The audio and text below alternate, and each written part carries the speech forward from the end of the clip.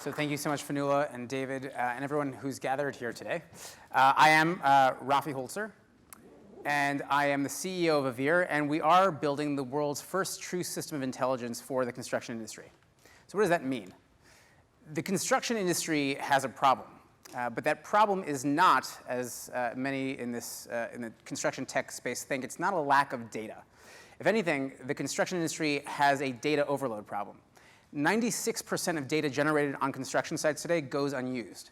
And that's largely because that data is being generated in the form of unstructured photographs, laser scans, handwritten notes that can't easily be understood or analyzed or acted upon or even integrated into the digital tools that are already being used to manage those projects.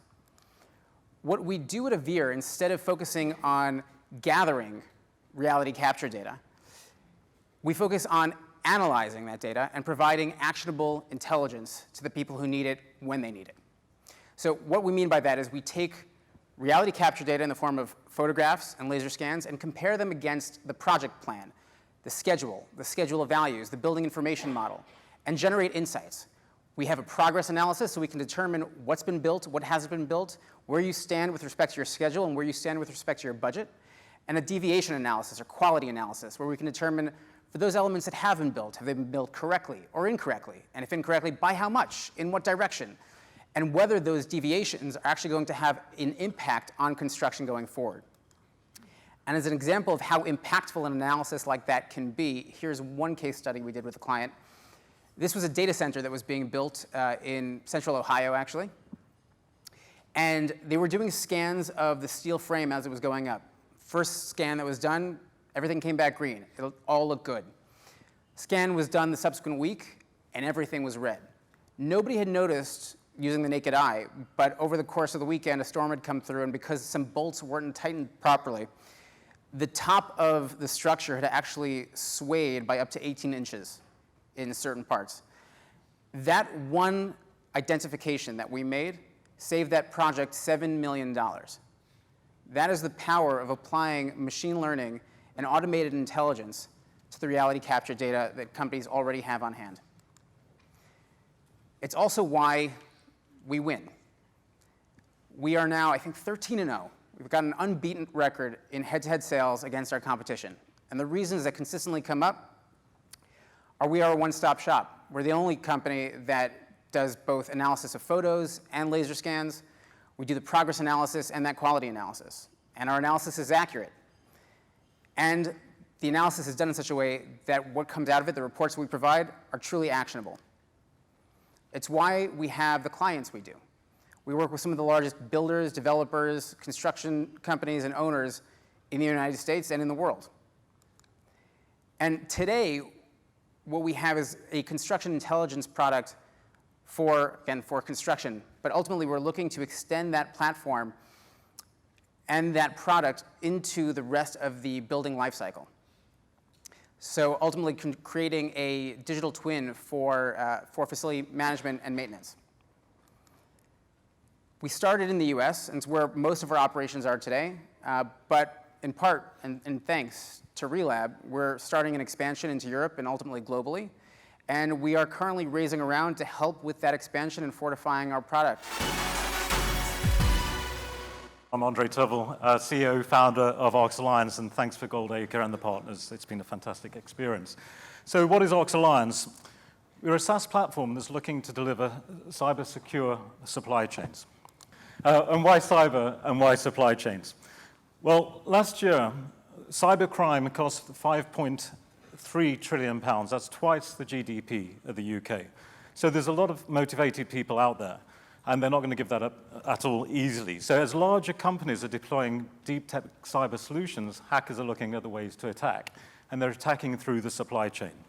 60% of cyber breaches, major cyber breaches last year came through the supply chain, and that's having a downward impact on your suppliers, and often smaller companies, SMEs. There's 25 million of them in Europe alone, so big attack surface.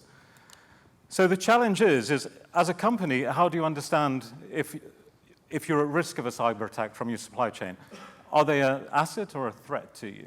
So first off, you need to have visibility and understand the impact of a particular breach on your company. But the downward impact on that is to the smaller companies, your suppliers, because they're not only victims, but also accessories to crime. And when you take into account that nearly 50% of them have no cyber governance and controls at all, that's a big problem for them. And especially take into account that nearly half of them are out of business within 6 months after a cyber breach. Just to give an example of what I'm talking about in terms of cyber breaches within supply chain. In February, Toyota lost, 14 plants went down. They lost 13,000 units because 4 of their tier 1 suppliers got hit by an attack. So that's the sort of impact that's happening. And the construction industry has just taken the #1 slot for ransom attacks. So it's very relevant to this audience. So what do we do to look at the problem and resolve the problem? So what ARX does in its first instance is map your supply chain. It can put 1,500 suppliers onto the platform within 30 seconds, and then we scan that supply chain. We look at 160,000 known vulnerabilities to get an instant heat map of where a problem might sit. But more importantly, you want to deal with those suppliers. Remember, these guys are victims now as well as accessories and potential impact on you, and depending on where you are within that food chain, you might be a supplier yourself. So what ARX does is it asks questions of the suppliers in terms of their cyber governance and controls, and what they don't have in place, we automate and put in place for them. And we give them a scanner as well, so they can look at their own vulnerabilities as if a hack is looking at them.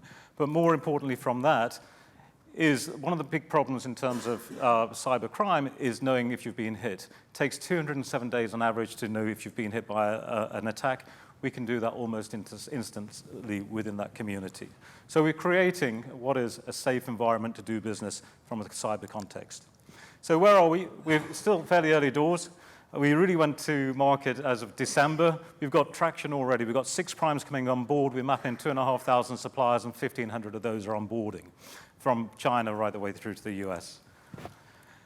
And the way we map supply chains and look at governance from cyber, we're also now fitting ESG, so we can monitor ESG across that supply chain, and we're also building a carbon calculator, mindful that 80% of greenhouse gases comes through your supply chain. And we're adding value to the supplier all the time by making a marketplace for them so you can search suppliers. In terms of competition, we're taking a different approach. We're going bottom up. We're very supportive of suppliers rather than being pernicious against suppliers, opposed to the current competition that's very US-centric, looking at you are my suppliers, therefore you do. It's a supportive environment we're creating. We've got a great team of delivery, from startups through to unicorns, from cyber through to operations. And what we're looking for at the minute is investment partners. We're raising 1.5 million seed. 50% of that is already committed, so we're looking for more to join the party. And we're looking for more customers, 2 of which are already in the building today. So thank you to them. And thank you. Hi, I'm Nathan, co-founder and CEO of Padaris. Padaris is a revolutionary collaboration platform for planning the cities of tomorrow today. So why do we need something like that? Well, almost 200 years ago, Isambard Kingdom Brunel took the Great Western Railway from a complete blank sheet of paper to commercial operations in 6 years.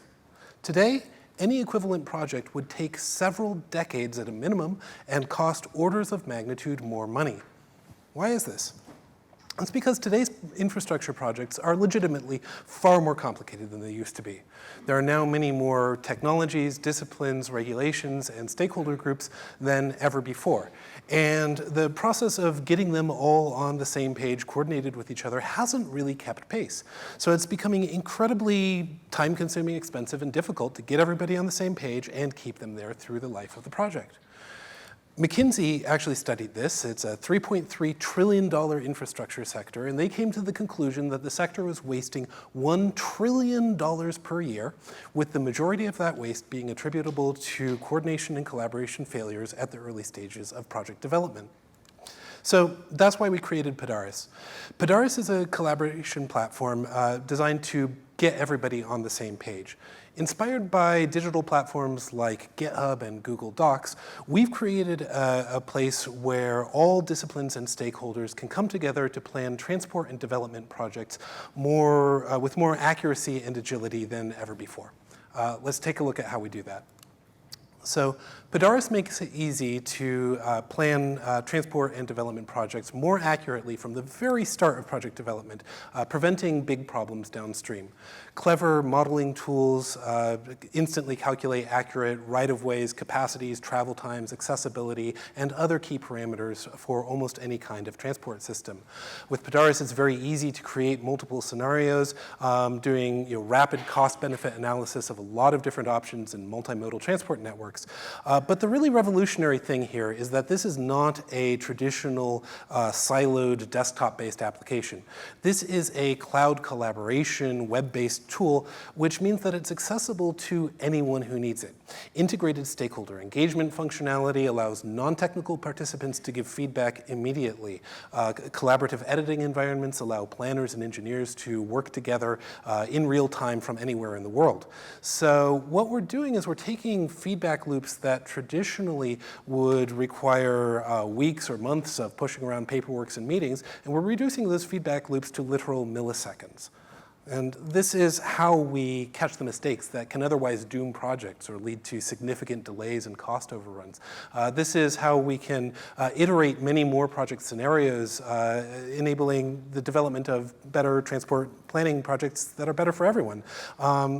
So our platform is already being used now on every continent except Antarctica. And since launching our enterprise platform in 2020, we've won customers amongst many local authorities, transport operators, and some of the world's largest planning and engineering consultancies. For example, Heathrow used Padaris to plan scenarios for their third runway campus expansion. Using our modeling tools, they were able to evaluate very innovative autonomous vehicle systems, which would be difficult to model in other platforms. Google is currently using our Padaris to plan their campus expansion in Silicon Valley. This allows them to easily evaluate many different scenarios for real estate development and travel demand management strategies and so forth, quickly evaluating the impacts on both public and private transport. RElab used Padaris to plan a strategic redesign of the Welsh bus network. Using the stakeholder engagement functionality, they were able to pull in transport operators and local authorities from across Wales, which gave them much more feedback into the process, resulting in a better network design and more stakeholder buy-in. And this is really just the tip of the iceberg. We're building a true platform here, allowing for the development of third-party cloud collaboration tools and services on top of it. The first such third-party applications are already in development. So we have a great team. My co-founder and I have created 5 companies between us, and we have unparalleled experience in transport planning and software engineering. We don't really know what the cities of tomorrow are going to look like, but we're pretty sure we know how they're going to be planned. And we're seeing real evidence that the industry is getting ready to embrace this. So we'll be fundraising later in the year, but whether you are a potential customer or investor or partner, come talk to us. Good afternoon, everyone. I am Peter, Head of Product at Wynomia, a team with experience in construction, architecture, logistics, and tech, building the digital twin for the construction supply chain. Construction supply chain has a major data quality and visibility problem. Data collection and reporting involve extremely manual, time-consuming, and error-prone workflows. Even when digitized, data and tools remain extremely fragmented, and organizations across the supply chain are especially siloed, meaning they're lacking the data visibility they need to best deliver projects. So why are these problems? Because they're key contributors to project risk and delay, and they kill productivity. Construction professionals spend on average 14 hours every week on non-productive activities, mostly looking for project information. So the scale of the problem tomorrow becomes insurmountable, especially as more of the value-add activity, data and risk shifts even further off-site, and trends such as BIM, modern methods of construction, and governments mandating a digital golden thread become the norm. Wynomia solves these problems for today and tomorrow by combining integrations, IoT, and digitization to create a real-time digital twin for the construction supply chain. An end-to-end thread providing unparalleled visibility of each building component from design through to handover. We record progress and decisions as they happen and supply real-time insight when it's most actionable. And we achieve this and differentiate in 3 key ways. First, we collect the best quality data from various sources, whether that be via integrations with existing systems and tools, automation via our own QR and Bluetooth tag and track, or our low-touch mobile field app, ultimately creating the best and the densest possible set of data. Second, we make that data accessible and actionable in real time to various users and stakeholders across the supply chain, whether that be organizations off-site or on-site. Third, there's no friction to adoption because we've simplified the inherent complexity in supply chain, digital twins, and IoT without compromising flexibility, depth, and detail, allowing us to properly bridge the disconnect between site and off-site. In the last 3 years, we've tracked over 25,000 components and their subcomponents. That's over 100 million pounds handled across all sorts of supply chains. So first and foremost, to add value to our customers whilst validating our product and go to market. And we're moving fast. We're seeing return customers and repeatable sales. Our average order value is increasing. Our sales cycles are compressing from months to weeks, and we're experiencing early signs of network effects. To 2 examples. First, at Macetech NO6 Towers 1 and 2 in Stratford, we saved 30 to 40 hours each week across 4 people through automated tag and track and automated real-time digital twin reporting of all sorts of assemblies. With PCE, a trailblazing UK subcontractor, we've demonstrated and continue to demonstrate immense value by leveraging all available data sources. We've integrated with digital tools, schedules and spreadsheets, tag and track the physical units from casting through to install, and digitized previously paper-based workflows across the supply chain with our mobile app. Our customers and users love our product. They tell us Wynomi is a game changer for their businesses, a valuable partner in the next generation of construction and supply chain delivery. And we're very well positioned to extend that early mover advantage in the UK with multiple high-profile projects looking to kick off in the next few months. So the market opportunity is big, and those strong market workflow and regulatory pressures I mentioned in the beginning, they're causing this shift and this growth to happen right now.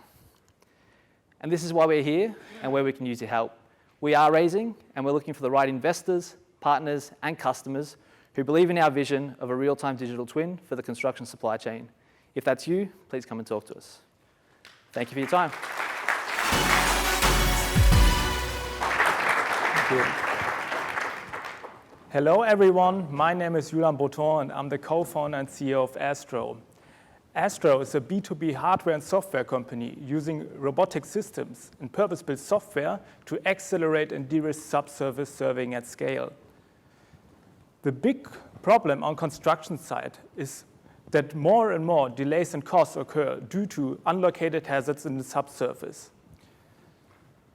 The problem is that these information, mostly beforehand, are not available or are not as accurate as it needs to be. The high demand of land, there is a high demand of land which needs to be there's a high demand of land, so more and more reused areas needs to be used as building land, often with pre-construction and cables inside. Astro faces this challenge with a unique digital subsurface map. We use automatic robotic systems to gather geophysical data at scale and from a safe distance. We use purpose-built software to analyze this data in a fast and precise way. Our measurements are visualized in 3D and can be transferred through the Astro cloud. We use high-precision magnetometers in combination with Astro software to detect various objects in the subsurface. For example, utilities, construction material, bombs and munitions, and archaeological remains. The advantages of our technologies are huge. We're not only 10 times faster than conventional methods, but also we don't have to step a foot on the area, which makes the work much safer. Our data is geolocated and can be transferred into standard coordinate systems, so our customer can do further work with it. So that's why we see that Astro is the future of mapping. Of course, we have competition from conventional surveyors or drone service providers in an early stage. But Astro is ahead of them because we have the fastest service in the market. With that, with our technology, we save up to 90% of the mapping time. With our purpose-built software, we have the best data quality in the market. Since 2019, we successfully executed over 100 projects in different countries in Europe. Our clients love it, since 65% of our projects come from recurring customers. Our annual contract value grew 3 times from 2019 to 2021. We have amazing customers from cross-industry sectors like real estate, construction, energy, and oil and gas.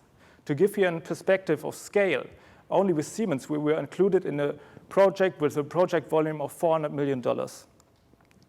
One of our case studies with Siemens was the mapping of the surface and the subsurface in sensitive areas, and reduced the working time from 14 days to 2 times, and gathered all the data even from the sensitive area. Since we have a lot of feedback from our customers, we know the German market very well. There's a huge need of building renewable energies, and this energy needs to be distributed through the land. Since we are already operating with these customers, they predict a bright future for Astro, since they need a fast and precise solution to execute their super fast projects. We have a huge market opportunity ahead. Our total addressable market, calculated by the clients we could reach globally, is at 7 billion euros. Our team, which is called the Astronauts, consists of experts in GIS, mathematics, software development, and geophysics. Various advisors are backing us on our journey. With Astro, we have the chance to change how subsurface surveying is done, to make it more efficient, safe, and sustainable. So join us on our journey to become the biggest subsurface surveying company globally. Thank you very much.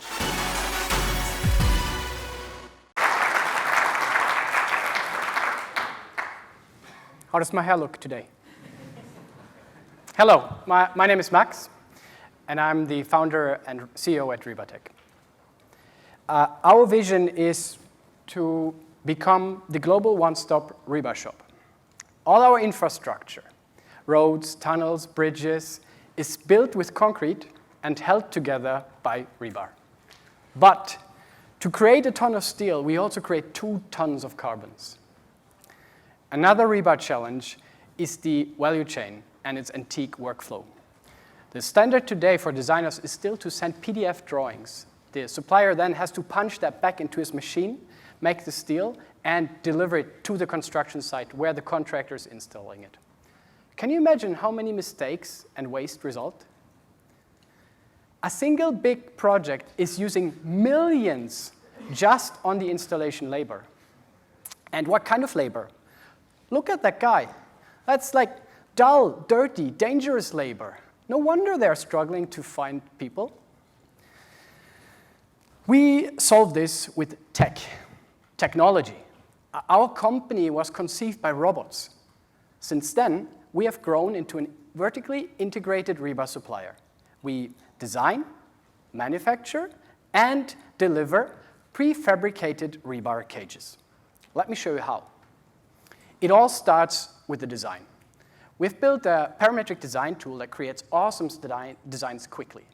In some projects, we have managed to save 20% of the steel, and we're just starting. We also create all the instructions for the humans and machines how to make these cages, and then upload them into our cloud backend. From there, we download them to our mobile factories. These are made for huge projects. We deliver them, set them up within some weeks, run them for years, and then move on to the next project.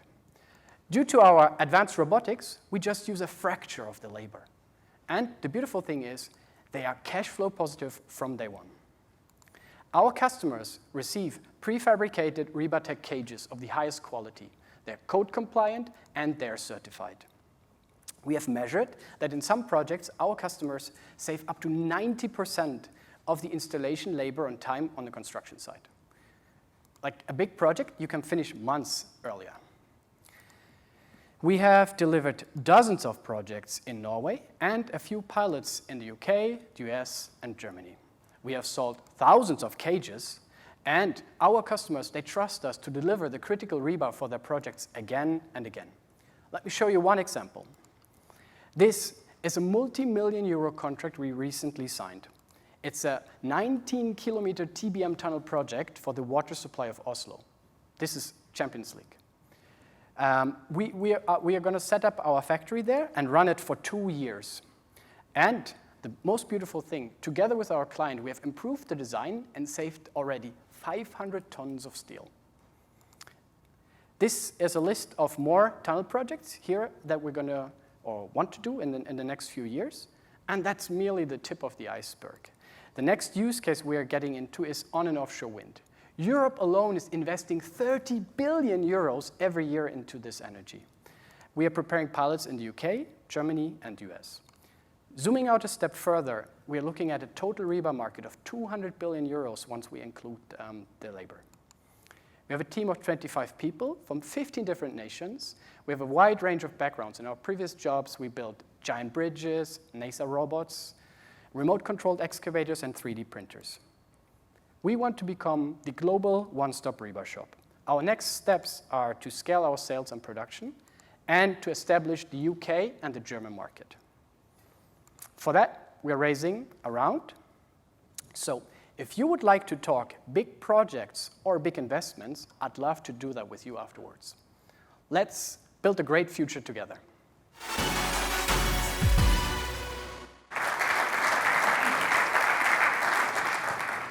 Thank you. I'm Michael Evans, CEO of Cambridge Carbon Capture. We have a profitable solution to reaching net zero. So our CO2 lock technology is a profitable means of capturing and permanently storing CO2. We can do this whilst generating profits, and we can do it at a gigaton scale. The byproducts that we produce, and there's several very valuable byproducts, also displace alternative products in the marketplace and therefore makes further carbon savings. We don't need pipelines and expensive and libelous storage sites, and we have an international granted patent. I'm sure you've all read the IPCC report's very dry document, but one thing that came out very strongly was the fact that we absolutely need carbon capture, utilization, and storage technologies if we stand any hope of keeping the environment in a livable condition. More so, we need to actually extract CO2 from the atmosphere as it stands today, because we're already at levels which are unsustainable. We already have technologies that can do all this, but they haven't been deployed and at anything like the scale that's necessary up to date. And the reason for that is that it costs, and nobody really wants to add additional costs to their products. So our technology is a two-stage technology. So stage one, we take mining tailings. So this is waste products from the mining sector. And our patented process splits that rock into its components, magnesium and silica, which is the main components of that. In doing that, we also release the metals that are contained within that mineral. So the magnesium part is then sold to a CO2 emitter, and they can use off-the-shelf scrubbing technologies that are already deployed at very large scales doing various other jobs, exactly the same pieces of plant. And we can capture CO2, NOx, and SOx, all with that equipment, and produce this. This is magnesium carbonate, and we're working with the construction sector to actually use, find uses for this actually within the construction sector, blocks and within ready-mix and various other applications. So basically, what makes our technology unique amongst all our peers is that we actually have a series of very valuable byproducts. The most important of which actually is the metals that we can extract from the process. And we're talking about metals like nickel and cobalt, which are really essential for battery technologies and energy storage technologies in the future. We also produce silica, which can be used for car tire manufacturing and within the construction sector itself, but mainly we capture CO2 to form this material, which can be used in construction blocks and ready-mix. So the sort of use cases we're exploring, the obvious one is removal of CO2 emissions from industrial processes. We're also looking at production of blue hydrogen from fossil fuels and the cleanup of biogas and syngases. But also, more interestingly, from the mining sector, we're looking at metal extraction in a sustainable way. In fact, we are actually a carbon negative way of producing these metals, which obviously people like Tesla are going to get very excited about. But most recently, we're starting to look at direct air capture as well. So progress to date has been very rapid. In the past month, we've landed a very significant contract which will allow us to build our first pilot in Merseyside in the UK. And we're also talking to a couple of manufacturers about deploying one of our stage 2 carbon capture facilities in the UK, a ceramics plant, in the Netherlands, a chemical facility. And we're also working with HOSIM and CRH, companies you're all familiar with, to actually develop construction materials using this base material. So we're working with a number of universities across the world, some very well known. We've been using the Hadron Collider as well, so some very interesting physics been going on. And the project pipeline that we've put together is putting us on track to get into commercial scale by 2030. So we're currently seeking investment to build our team, to accelerate progress on our pilot schemes, and to bring together consortia to build our first demo plant. Our team first met in 2000. We all worked at Cambridge University Material Science Department.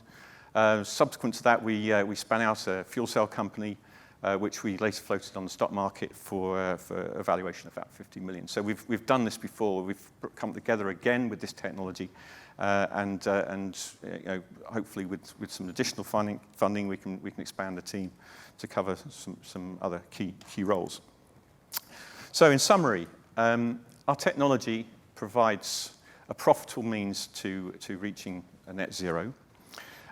We produce a number of products which, again, offset other products in the market, providing further carbon savings due to our technology. And it's easy to deploy. We don't need pipelines. We don't need storage sites, and it makes it a lot easier to get these things off the ground. So we're currently looking to raise finance to accelerate our journey. And we believe that we have the potential and the ambition to be the world's first climate-focused unicorn. And we welcome you to join us on that journey. Thank you.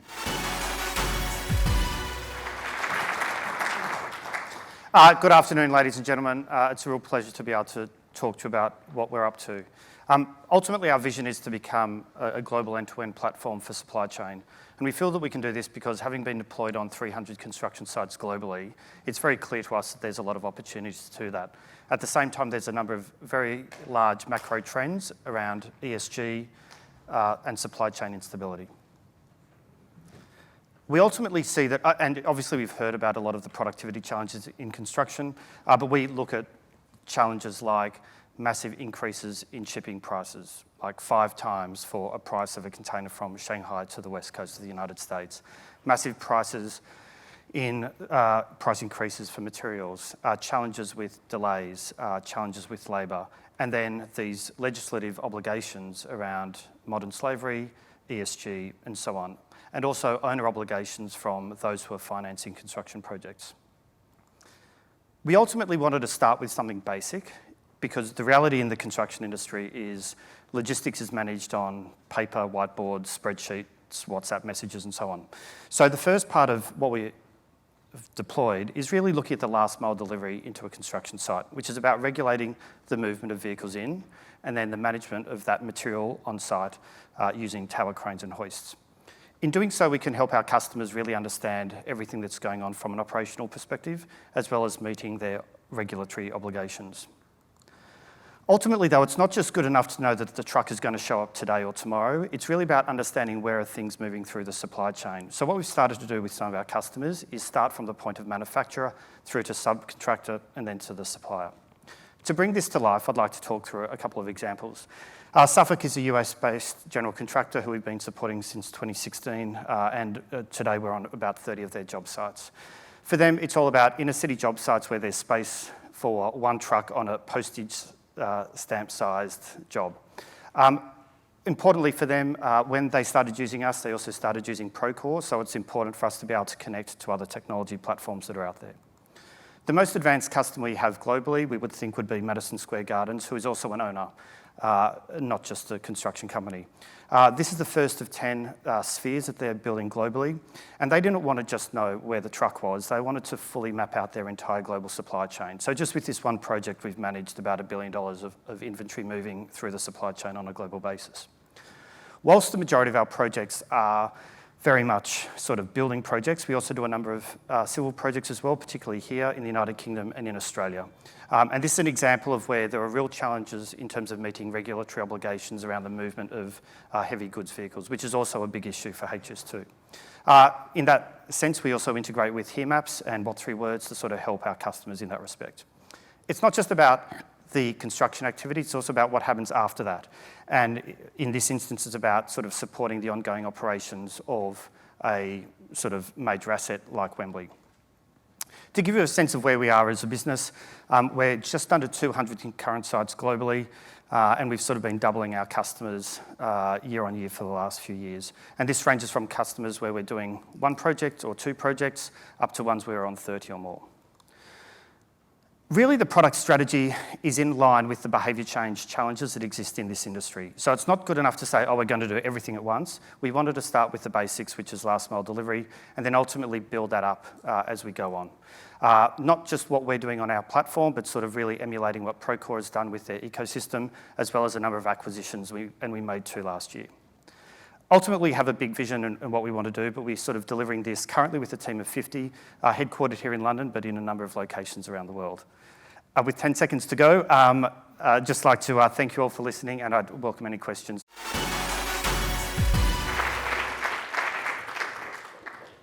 Hello, everybody. My name is Fernando, and I'm the co-founder and CEO of Hyperion Robotics. 2.8 billion tons. That's how much CO2 concrete generates every year. But concrete construction has barely changed. In the past few decades, construction has been the same. There's very low productivity, very little automation, and by 2030, 40% of skilled labor is going to retire. So these are 2 big problems. So how do we make construction efficient and sustainable? Let's think of foundations. Foundations are everywhere. They're huge monolithic blocks of concrete that are made with manually placed formwork that take a lot of time to make. They have no optimization, and also they generate high CO2 emissions. So what if we forget about these old foundations and we come up with this? The Hyperion Foundation. We use only 1/4 of material, so 75% material savings. It's robotically manufactured. We can use low carbon concrete from different waste streams, and we don't need any formwork to make it. And this can be done thanks to our 3D printing mobile microfactories. So we sell and lease these mobile microfactories to our contracting clients, and we can ship the elements from an off-site location, but we can also ship the microfactories to your site. Let's start with sustainability. We have shown that we can save up to 90% in CO2 emissions, and this is because we use less materials, less cement, upcycle low-carbon materials from different industrial streams, and we generate almost 0 waste. But sustainability has to come with efficiency, and cost and speed is very important. So we can only save up to 30% in project costs.